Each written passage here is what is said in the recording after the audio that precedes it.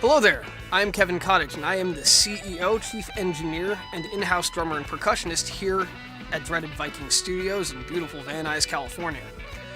I got my start in audio engineering when I was 16 years old.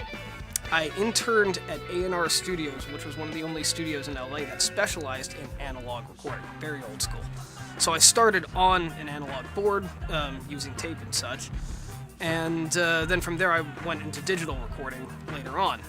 And fast forward the clocks 12 years later, and here I am at my own studio.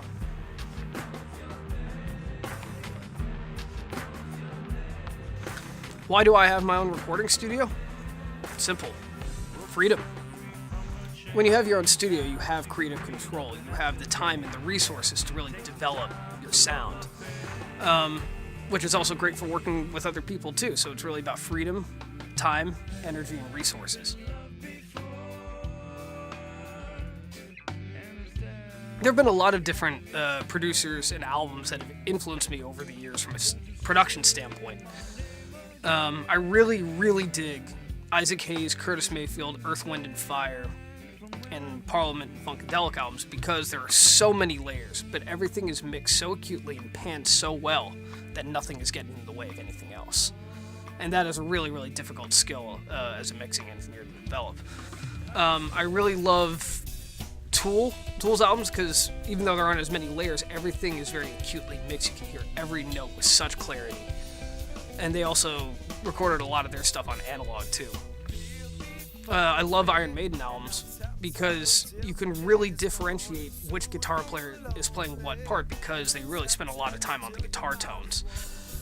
I love the bombast and the heaviness of the Zeppelin albums, in particular Physical Graffiti.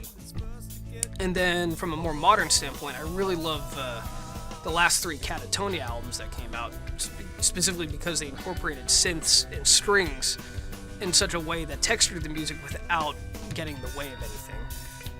And I love the first three Mars Volta albums in particular. The first one, I know Rick Rubin contributed to some of that, but it was really ahead of its time. It was very experimental. It was almost like production, and from a writing standpoint, it was like Santana and Zeppelin had this weird psychedelic baby.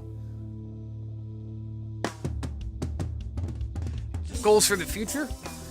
Ideally, I'd love to find some other very like-minded songwriters and musicians to take my production techniques and apply it to their music, not just to my own music.